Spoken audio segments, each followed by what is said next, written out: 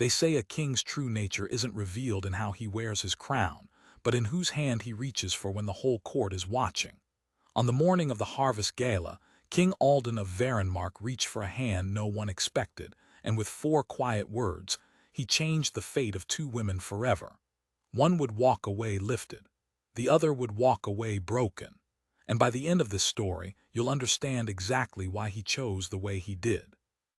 The great hall of Varenmark had never held so many candles. Duchess Rowena stood near the eastern arches, her gown the color of river silt, and she watched the court swirl around her like water that refused to touch a stone. For 3 seasons now, the whispers had followed her everywhere. She was the outsider, the commoner's daughter who had married into a bloodline that never wanted her.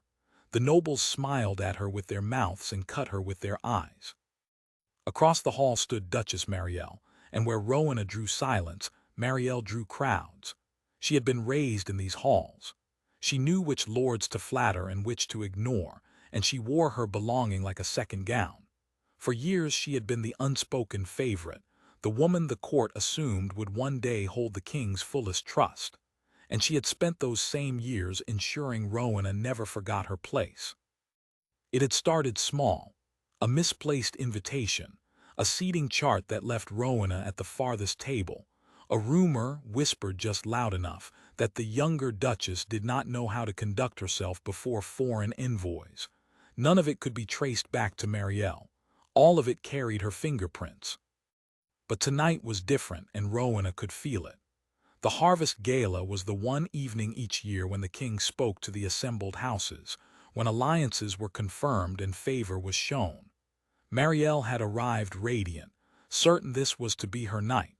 She had already been told by 3 separate lords that the king intended to honor her publicly. Rowena had been told nothing. She had almost not come at all. She smoothed the front of her plain gown and reminded herself why she stayed. Not for the court, not for the whispers. She stayed because in the quiet hours, away from all this, the king had shown her a different man than the one the nobles bowed to. A man who listened. A man who noticed the servants' names and the widow's hardships and the things the court found beneath its attention. But quiet hours were not public favor, and in Varenmark only public favor was real. The trumpet sounded. The hall fell still. King Alden rose from his seat, and every face turned toward him, Marielle's lifted in expectation, Rowena's lowered in resignation. Neither of them knew that the next 60 seconds would rewrite both their lives. The king did not speak at once. He let the silence stretch, the way he always did when he wanted the room to feel the weight of what came next. Marielle straightened, angling herself so the light caught her jewels. She had rehearsed this moment in her mind 100 times, the walk forward, the graceful curtsy, the murmur of approval as the court acknowledged what everyone already believed. King Alden's gaze moved across the hall. It passed over the lords of the northern houses, over the foreign envoys in their bright sashes, over Marielle, and did not stop. It came to rest on Rowena. For a moment she thought she had misunderstood. She glanced behind her, certain the king must be looking at someone else, some noble standing in her shadow. But there was no one there. There was only her in her river silk gown, with her heart climbing into her throat. "Duchess Rowena," the king said, and his voice carried to every corner of the hall. "Come forward." The court turned as one. 100 faces swung toward the eastern arches, and Rowena felt the full weight of their attention land on her like a physical thing. Her legs moved before her mind agreed to it. She crossed the marble floor, past the tables, past the starring lords, past Marielle, whose radiant expression had frozen into something brittle and uncertain. Rowena stopped before the dais and sank into a curtsy.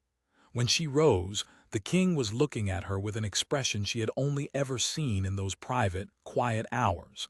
Not the careful mask he wore for the court, something truer.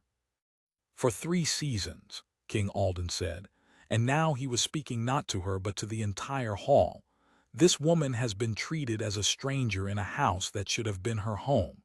She has been slighted at my tables, whispered about in my corridors, and made to feel that her worth was less than her birth.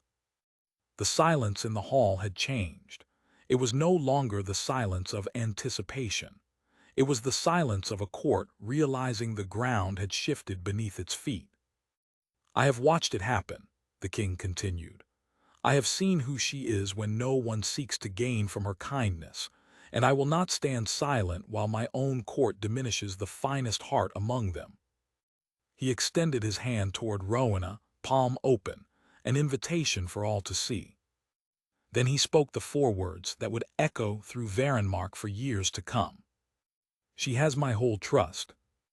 The hall erupted, not in outrage, but in the frantic murmur of 100 nobles recalculating everything they thought they knew. And near the western wall, Duchess Marielle stood utterly, publicly alone, the favor she had counted on dissolving before her eyes. Marielle did not remember leaving the hall. One moment she was standing beneath the candlelight she had expected to shine on her, and the next she was in the cold stone corridor beyond the great doors, her breath coming fast and shallow. "She has my whole trust." 4 words, 4 small words, and they had undone everything. For years Marielle had built her position stone by careful stone, the alliances, the whispers, the slow and patient work of making herself indispensable. She had told herself it was deserved. She had been born to these halls. She understood their rules.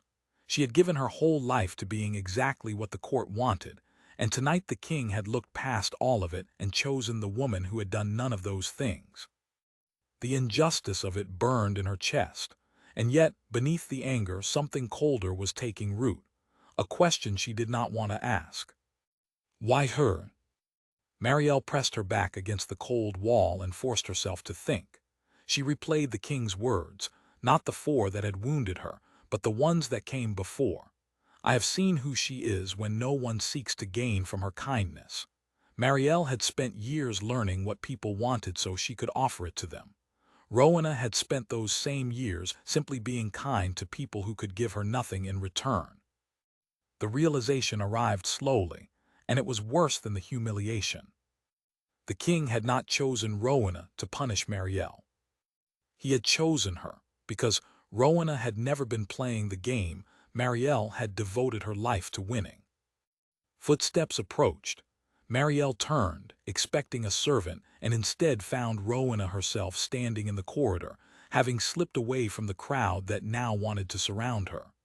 The 2 women faced each other in the flickering torchlight, and for a long moment neither spoke. "You could destroy me now," Marielle said finally, her voice thin. "You know what I've done. One word to the king and I lose everything. That is what I would do in your place." Rowena was quiet. She studied the older woman, the woman who had made her first years in this court a slow torment. "I know that's what you would do," Rowena said. "That's the difference the king saw." Marielle flinched as though struck. "I am not going to speak against you," Rowena continued. "Not because you deserve mercy, because I refuse to become the thing that made these halls so cruel to me." She turned to go, then paused. "The trust he gave me tonight, I would rather earn it than defend it. You spent years fighting for a place. I only ever wanted a home." And she walked back toward the light, leaving Marielle alone with the ruins of everything she had built. Word of the harvest gala spread through Varenmark faster than any decree. In the taverns and the market squares, in the servants' quarters and the guardhouses, they told and retold the story of the king who had lifted the outsider before his entire court. But the part they repeated most was not the 4 words. It was what came after, how the honored Duchess had found her rival alone in a corridor and chosen, against every expectation, to let her keep her dignity. That single act did more for Rowena than the king's favor ever could. Favor could be granted and withdrawn, but a reputation for mercy, freely shown to someone who had earned none, was the kind of thing that took root in people's hearts and did not leave. The court changed slowly, the way courts always do. The lords who had whispered now sought Rowena's counsel. The seating charts that had once buried her at distant tables now placed her near the dais. It was not that the nobles had grown kind. It was that they had learned, watching the king, that cruelty was no longer the currency of Varenmark. Marielle remained at court. This surprised many who had expected her to vanish in disgrace, but she had understood something in that torchlit corridor, and it had changed her more thoroughly than any punishment could have. She stopped playing the long game of whispers. She stopped measuring her worth against another woman's fall.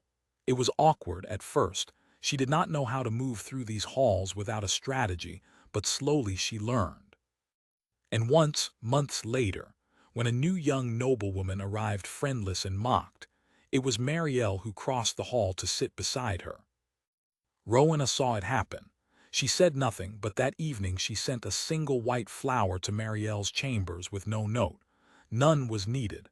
Both women understood. As for King Alden, he never spoke publicly of that night again. When lords tried to praise his wisdom, he only shook his head. He had not meant to teach the court a lesson. He had simply grown tired of watching a good woman treated poorly and had done the one thing his crown allowed him to do. He had stood, and he had chosen, and he had let the whole world see his choice. Years later, when the historians of Varenmark wrote of King Alden's reign, they did not dwell on his battles or his treaties. They wrote of a single evening at a harvest gala, when a king reached past everything the court expected and offered his trust to the woman who had never asked for it. "She has my whole trust," he had said. And in the end, those 4 words did not divide the kingdom at all. They healed it.